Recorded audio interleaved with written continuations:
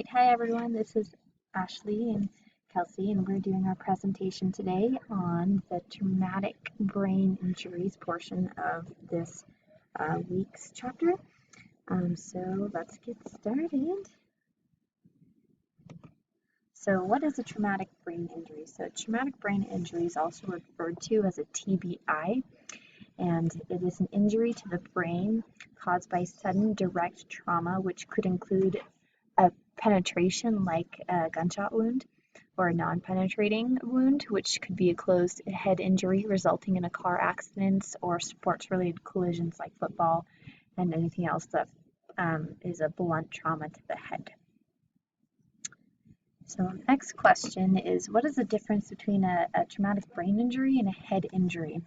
So in our book, it says that individuals sustain an injury to the head from a laceration, for example. An injury is referred to as a head injury. Consequently, there may or may not be a TBI with a head injury. So basically what they're saying is when you have a head injury, it's a injury to the skull. However, with a TBI, it's directly injury to the brain. And those are the big differences between a head injury and a traumatic brain injury. So testing, how do they test for this? So they use something called the Glasgow Coma Scale, or the GCS, and it is used to predict degree of recovery or severity of the TBI. Scores can range from a 3 to 15, with 3 to 15 considering to be a mild injury, 9 to 12 is more of a moderate injury, and 8 and below severe with client in a coma. So pretty bad.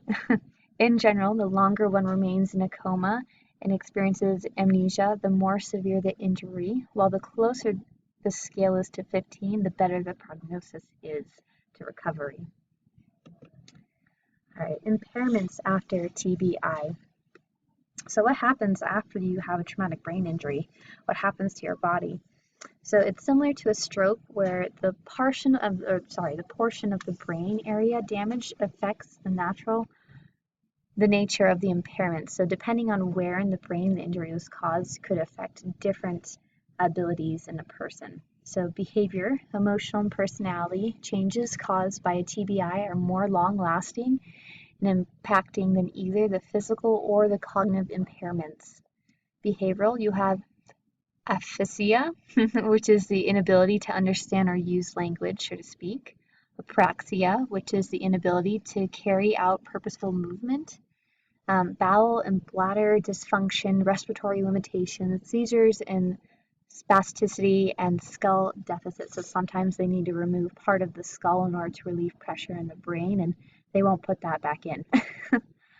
With cognitive, it is the attention and memory deficits, disorientation, distractibility, mental fatigue, and perseveration. The persistent repetition of a verbal or motor attention, so repetition. And those are some of the impairments that someone could experience after TBI. All right, special needs and equipment for those who have had a TBI. So the needs, the community integration, so going back into daily life, becoming aware of community resources available to them, develop physical well-being, develop and maintain support systems, and restructuring of cognitive patterns. Let's see, eliminating distractions and overstimulating structuring activities.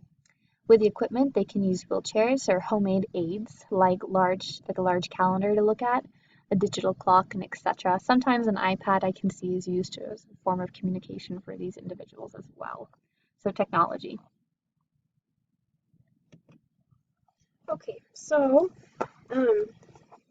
when you have someone come in that has a traumatic brain injury and is recovering and you're a therapeutic recreation specialist, there is a test you can do to tell what kind of cognitive functioning they have. This is called the Rancho Los Amigos Scale of Cognitive Functioning. The first level is level 1, which is the coma stage. And some things that we can do to help that stage is sensory stimulation, passive ROM, which is range of movement, and music to kind of help get them out of that coma stage. Level 2 and level 3, this is a very low arousal stage. And many of the same techniques used in the coma stage can be used in this stage. but also cognitive retraining can help as well. Levels 4, 5, and 6 are the post-traumatic amnesia stage. This is where we can have leisure education, aquatic therapy, table and board games, orientation, and community integration. And then level 7 and level 8 is the post-confusional stage. This is the very last stage, so this is the highest functioning stage. And things they can use to help with this are memory books, community integration, social skills training, computer games, virtual reality, leisure resource awareness, relaxation, and stress and anger management. Some implications for therapeutic recreation would be that interventions need to be planned with clients' present functional capacity and then progress with increasing information loads and cognitive processing demands. Traumatic brain injuries are, in essence, injuries to the brain, and so the brain can only handle so much at a time.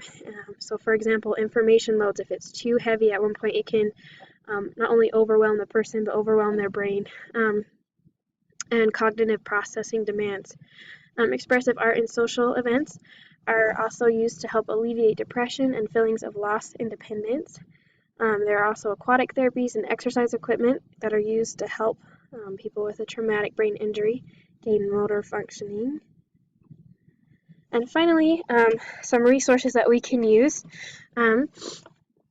are the disability.gov. You can use these types of resources with individuals and families just to help them kind of learn more information.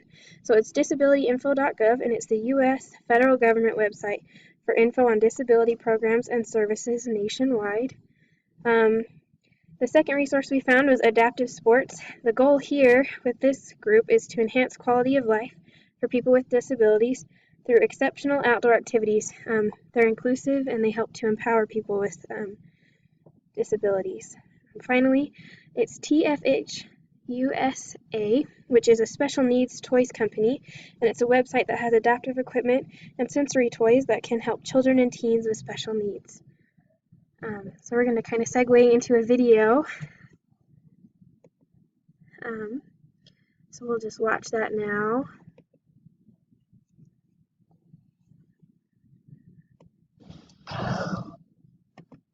Is a typical college girl. Hannah studies hard and is a great student. Hannah likes hanging out with her friends, and she loves coffee. But Hannah shouldn't be alive. It all started during Hannah's senior year of high school. In high school, Hannah was a very active student. She was involved in sports and extracurricular activities. She was particularly fond of film and had a very great communication. That was during Hannah's senior prom.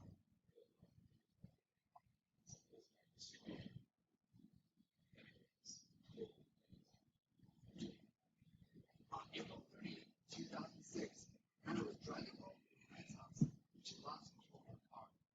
She hydroplaned up Highway 94 and struck a tree. Hannah was rushed to the hospital. The following months were trying for Hannah and her parents. The doctors speculated Hannah would never find a nursing home, never to live a full life. Still, Hannah's mother and father were dedicated to her bedside every day, not even sure she would ever wake up to live alone.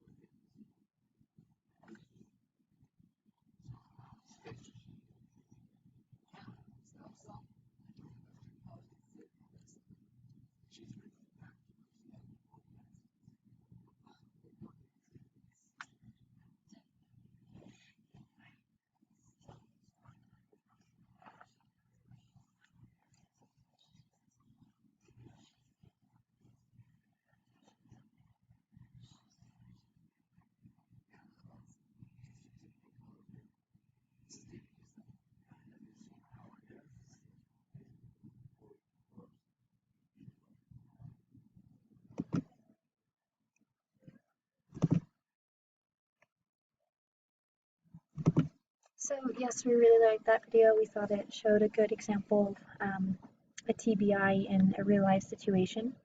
We hope you enjoyed our presentation. This is our bibliography with all the sources we used.